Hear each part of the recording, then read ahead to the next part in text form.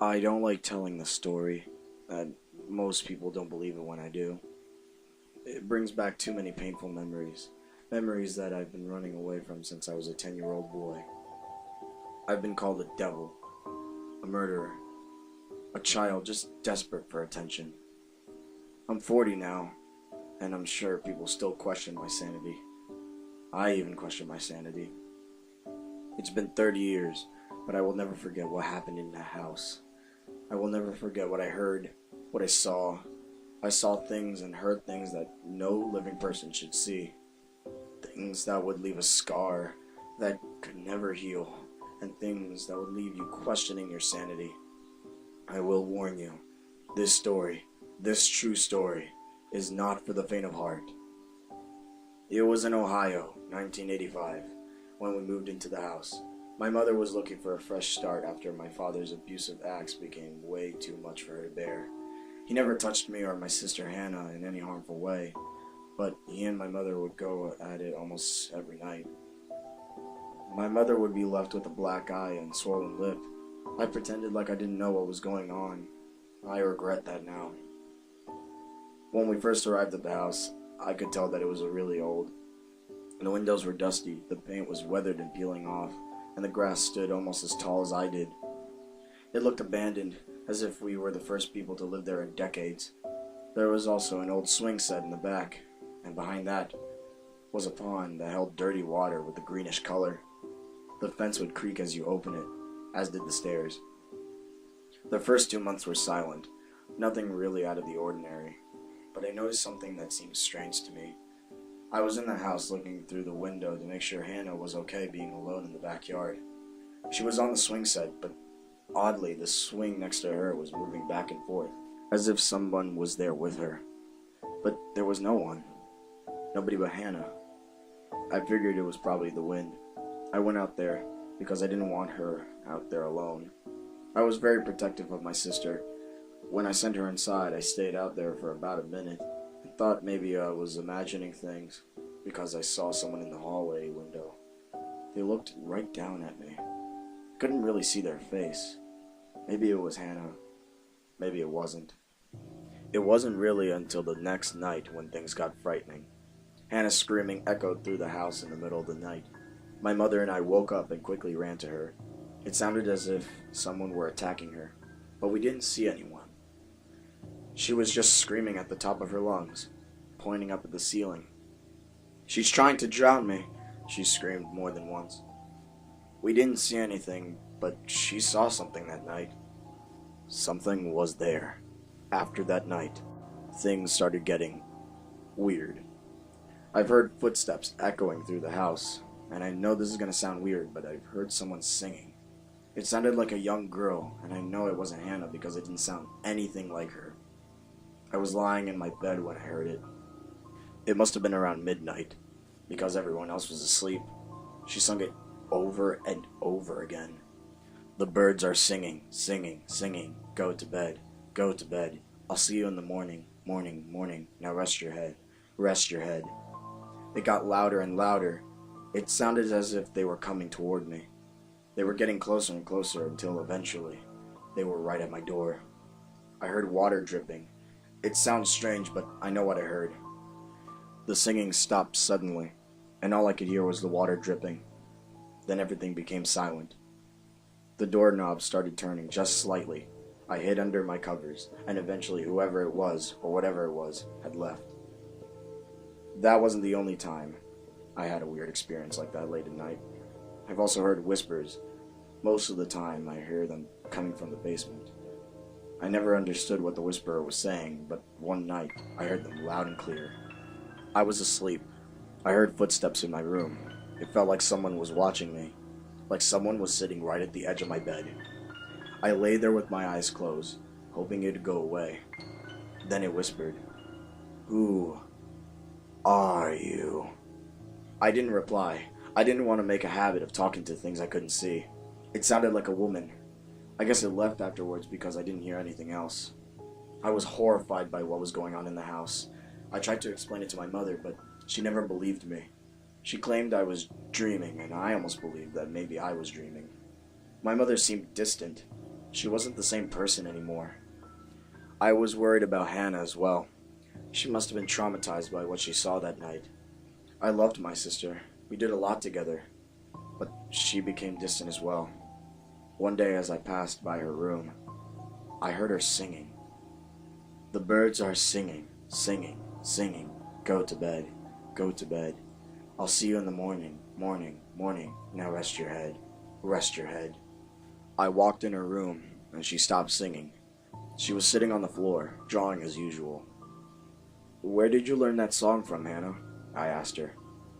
I learned it from my friend, she replied, pointing towards the corner of the room. I looked around the room, but I didn't see anyone or anything. I noticed her drawing, and it was really strange.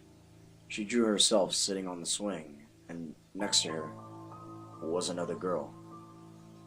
Who is that girl you drew? I asked her. That is my friend. Her name is Maddie. I figured she had an imaginary friend. She was 6 years old, so that was normal. But that didn't explain the song. Is she the one who taught you the song? She shook her head, yes. Her mother used to sing it to her every night, she told me. And she still does sometimes. Well, where is she now? I asked her. She dropped her crayon and stood up off the floor. She's behind you. It was then that I felt a cool breeze rush through my body. I turned around slowly just to see myself through the mirror that hung against the wall. That's when I saw her. She was only there for less than 2 seconds, standing to the right of me and drenched in water. She looked young, around 6, the same age as Hannah. I wasn't as scared as I should have been. I asked Hannah if she was the girl who was on the ceiling that one night. She said no, and that the one that was on the ceiling was Maddie's mother. She said that her mother was evil, and that she would kill us if we told anybody about her. The same way she killed Maddie. I wasn't scared until then. I wanted to tell my mother, but I'm sure she wouldn't have believed me anyway.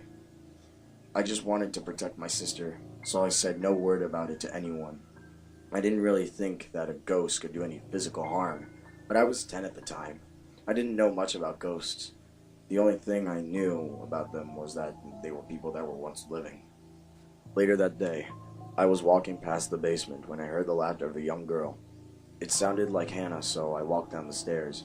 She was sitting alone in the middle of the basement. You shouldn't be down here by yourself, Hannah, I said to her. I'm not by myself, she said. She had one of those old jewelry boxes with the ballerina that would twirl and play music when you opened it. What are you doing down here? I asked her. Maddie wanted to show me her jewelry box. I looked around. I didn't see anybody. Not that I wanted to. I felt very uneasy, like somebody was watching me. Somebody was there. We have to go, now, I yelled. We need to get upstairs. I just didn't want to be down in that basement. Shh, she whispered. You're gonna wake her mother. Get up, Hannah, I yelled. I heard a noise. It came from the other room at the basement. Hannah started crying. I could see the fear in her eyes. She stood up on her feet, dropping the jewelry box. Danny, she cried, pointing behind me. She's behind you. My heart popped out of my chest. I remember shaking and my heart beating at a rapid pace as I slowly turned around. I froze in fear for a few seconds. She was there. She had long black hair and was wearing a black gown. Her face was pale and her eyes were pitch black. It was like looking into the eyes of death itself. I grabbed Hannah and we ran upstairs to our mother. I wasn't sure if she believed us. She told us to stay out of the basement, and that was it. The face still haunts me to this day. Hours after that frightening experience, I lay awake in my bed, as I couldn't sleep.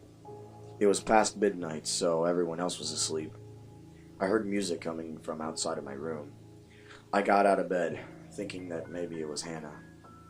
I peeked out my door, but I didn't see anyone.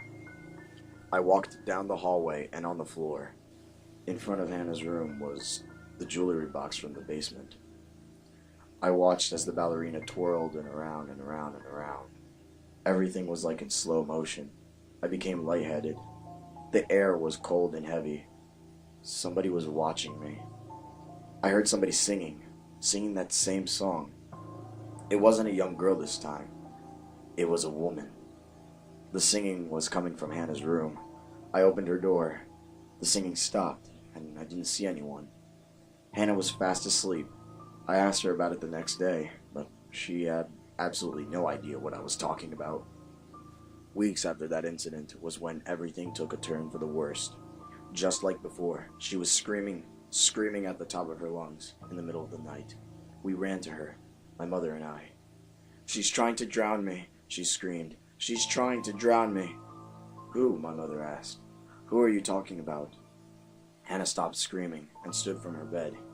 She was shaking, her face was pale, and her voice became weak. Her eyes were wide as she stood there, almost like she was frozen, like she couldn't move.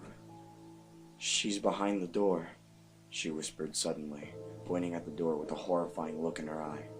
Bam! The door slammed shut, and I found myself alone, outside in the hallway. They were screaming. My mother and my sister were screaming, and there was nothing I could do. I tried to open the door, but it was stuck. "Let me in! Let me in!" I yelled, I kicked, and I punched, because that was all I could do. They were screaming as loud as they could, until suddenly, the screaming stopped. "Mom! Hannah!" I screamed out. No answer. They were dead.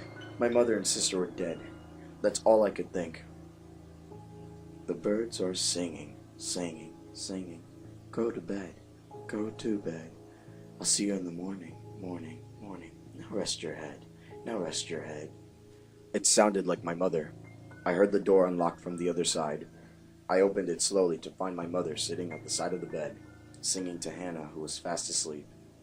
She then stood up. I saw the emptiness in her eyes as she walked by me, as if I weren't even there. I was beyond confused. It just didn't make any sense. I woke up the next morning to a loud noise coming from the kitchen. I ran downstairs to see my mother making breakfast, soaking wet, and singing that damn song. "Why are you wet, Mother?" I asked. She said nothing. "Where's Hannah?" "Who are you?" she whispered. "It's me, Mother. Your son." She looked at me, staring into my eyes as if she were stealing my soul. She smiled a crooked, evil smile that I never saw before. "I don't have a son," she said. "Now run along. Maddie isn't available."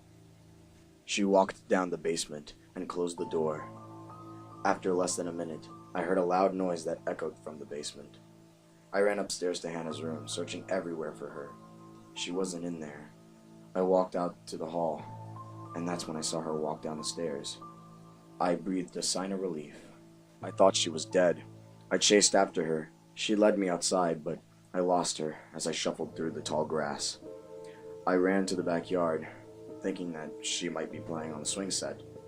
I didn't see her, but the swings were both swinging rapidly. I heard laughter. It sounded like two young girls. One of them actually sounded like Hannah, but I couldn't see anyone. I walked behind the swing set, and that's when I saw her. She was floating lifelessly, face down at the pond. I heard her voice as it echoed in the wind. She was singing. "The birds are singing, singing, singing. Go to bed, go to bed. I'll see you in the morning, morning, morning. Now rest your head, rest your head."